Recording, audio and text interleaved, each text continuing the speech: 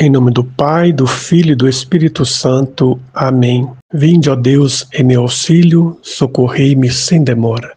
Glória ao Pai, ao Filho e ao Espírito Santo, como era no princípio, agora e sempre. Amém. Aleluia. Senhor, Pai de bondade e misericórdia, neste domingo queremos vos louvar, vos agradecer, vos bendizer pela vossa criação, por tudo aquilo que criastes, que brotou do vosso amor. Nós queremos, Senhor, nesse momento, em nome de todas as criaturas, vos louvar, vos bendizer e vos agradecer pelo dom da existência, pelo dom da criação, também pelo dom da nossa própria vida, mais um dia que o Senhor nos concede para cantar os vossos louvores. Um dia que certamente teremos ou tivemos dificuldades, mas é o dia de domingo, é o dia do Senhor, é o dia de dar graças de maneira especial pela ressurreição do vosso Filho Jesus Cristo, Ele que caminha conosco, Ele que nos acolhe. Senhor, Pai de bondade e misericórdia, vos bendizemos pelo vosso Filho Jesus Cristo, e com todos os anjos e santos queremos vos louvar neste dia de domingo. Colocamos diante de vós as intenções dos filhos espirituais do Padre Antônio, Irineu, mas também dos seus amigos, conhecidos, parentes e benfeitores. Todos aqueles que conheceram este homem extraordinário, mas também aquelas pessoas que não o conheceram e que estão, neste momento, seguindo esta espiritualidade, ouvindo esta pregação. Que o Senhor as abençoe e as cumule de graças neste dia, para que nada lhes tire a paz e a alegria que só pode vir do vosso Filho Jesus Cristo ressuscitado. Oremos. Ó Deus, que o vosso povo sempre exulte pela sua renovação espiritual, para que, tendo recuperado agora com alegria a condição de filhos de Deus, espere com plena confiança o dia da ressurreição. Por nosso Senhor Jesus Cristo, vosso Filho, na unidade do Espírito Santo. Amém.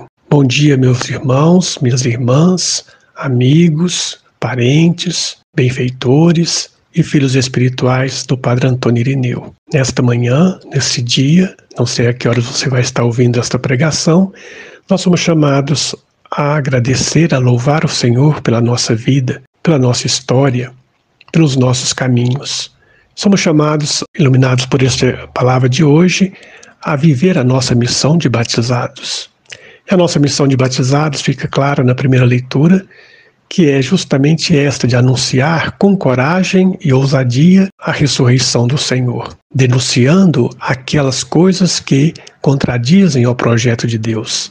Assim como fez Pedro na primeira leitura, quando é confrontado pelo Sinédrio, que vem dizer: nós já havíamos proibido vocês de pregarem neste nome. E, no entanto, vocês encheram Jerusalém desta doutrina e ainda por cima estão nos acusando da morte deste homem. Pedro, com muita coragem, diz: é preferível obedecer a Deus do que aos homens. E coragem é de Pedro, falar isso para uma autoridade que tinha o poder até de mandar executá-lo, entregá-lo ao Império Romano como um malfeitor, como fizera com o mestre. E Pedro, mesmo consciente do risco, ele mantém-se firme na fé e anuncia que Jesus está vivo, ressuscitado, e denuncia: por culpa de vocês realmente entregaram o Senhor da vida. Portanto, essa que é a missão do profeta, a missão do missionário, a missão daquele que é batizado. Anunciar a ressurreição, o projeto de Deus, mas denunciar tudo aquilo que lhe é contrário. Essa que é a nossa missão. E Pedro recebeu essa missão, já tinha recebido antes de Jesus ressuscitar. Tu és Pedro, e sobre esta pedra eu edificarei a minha igreja. E agora, no Evangelho de hoje, ele é confirmado nesta missão. Após ser interrogado 3 vezes se amava Jesus de verdade, em cada uma delas Jesus diz: apacenta as minhas ovelhas. Fica claro o primado de Pedro entre os apóstolos. E este primado não morreu com Pedro. Ele foi transmitido aos seus sucessores até chegar ao Papa Francisco que temos hoje. Portanto, queridos irmãos e irmãs, Jesus Cristo, neste Evangelho, se apresenta novamente aos discípulos, mas agora para dar uma missão. De fato, Pedro tinha voltado para a vida antiga, Mesmo sabendo que Jesus estava ressuscitado, ele ainda não tinha compreendido a sua missão. Estava à beira do lago com seus amigos e de repente ele fala: eu vou pescar. E eles falam: nós vamos contigo, como acabamos de ouvir. E vão todos para o mar. Lá passam a noite toda pescando, tentando daqui, tentando de lá, aquela barquinha singrando aquele lago, sem encontrar nada. Quando eles estão desanimados, já desistindo, já voltando para a praia, eles escutam a voz de Jesus, sem saber que é ele. Moços, tem alguma coisa para comer? Eles respondem não, um não seco e frustrado.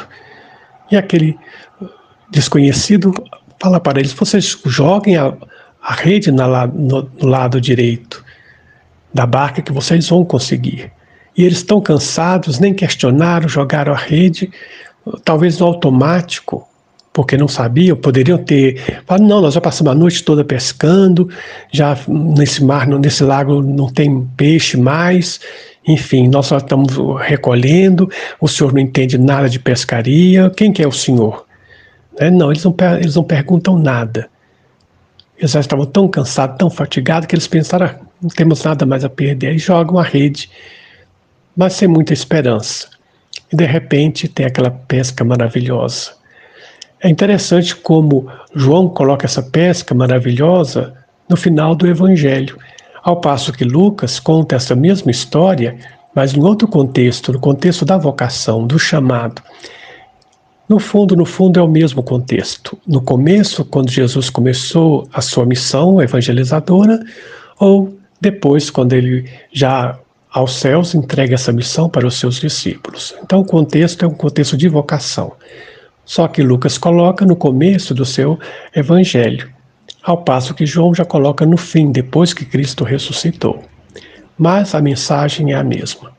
Nós sabemos que a história no evangelho ela é diferente, ela é contada com um intuito teológico, não com um intuito científico, de datas e tudo. Tudo isso é secundário. Os fatos históricos são contados de acordo com a teologia do Evangelho. Nesse caso, fica claro que agora o ressuscitado passa o comando do rebanho para visivelmente guiado por Pedro. Apacenta as minhas ovelhas. E é interessante que assim como Pedro tinha negado 3 vezes que conhecia Jesus refaz com ele como que uma cura do seu pecado. E pergunta 3 vezes. Ele negou 3 vezes, agora ele vai afirmar 3 vezes que ama Jesus. Queridos irmãos, queridas irmãs, a nossa missão também é essa, de levar esse Jesus Cristo ressuscitado às pessoas que não o conhecem, mas não apenas com a palavra, sobretudo com a nossa atitude, no nosso ambiente de trabalho, com a nossa honestidade, com a nossa pontualidade, com o nosso zelo, fazendo as coisas bem feitas dentro da nossa casa, dentro do nosso ambiente de trabalho, é a melhor forma de anunciarmos o amor de Deus e a misericórdia de Cristo por nós. Porque não adianta nada falarmos uma coisa e vivermos outra. O testemunho é mais importante do que as palavras, nós já ouvimos muito isso. Mas é sempre bom lembrar, porque muitas vezes nós nos iludimos que estamos vivendo o nosso batismo, porque estamos fazendo isso, falando aquilo, rezando isso, rezando aquilo. Isso é muito importante. Mas o mais importante é que a nossa vida seja uma constante busca da santidade, reconhecendo as nossas fraquezas, os nossos pecados e levando em frente a nossa missão. E a nossa missão é a missão da igreja, essa barca significa igreja, essa rede também que acolhe os 153 grandes peixes, é toda a humanidade, porque de fato, com os recursos que eles tinham naquela época, eles tinham catalogado, os estudiosos, a existência de 153 grandes peixes no mar, nos lagos, enfim, era o que se conhecia com os recursos que eles tinham. Então, quando fala esse número, está dizendo o número total de peixes. Ou seja, a igreja é chamada a evangelizar a todos, sem distinção. Assim como aquela rede acolheu a todos, não se partiu, não se rompeu, assim também a igreja. Ela reúne as mais diversas culturas, as mais diversas pessoas na mesma doutrina, nos mesmos sacramentos, na mesma unidade. Essa rede não se rompe. A rede que é da Igreja Católica Apostólica Romana não se rompe, por mais peixes que ela recolha. Assim, queridos irmãos e irmãs, precisamos trabalhar essa unidade. A unidade na diversidade. Na diversidade dos peixes, a unidade da rede, que a todos acolhem indistintamente. Que nós também tenhamos esse coração para fazermos parte dessa Assembleia que nós ouvimos na segunda leitura de hoje, a Assembleia Celeste, onde todos cantam o louvor do Cordeiro imolado, eternamente, louvando, bendizendo e agradecendo a Deus. Que nós possamos falar como o salmista: eu vos exalto, ó Senhor, pois me livrastes. De quantas coisas o Senhor nos livrou. O principal delas é da morte eterna. Com a sua graça, com o Espírito Santo, nós temos a possibilidade de vencer a morte e estar com Cristo para sempre.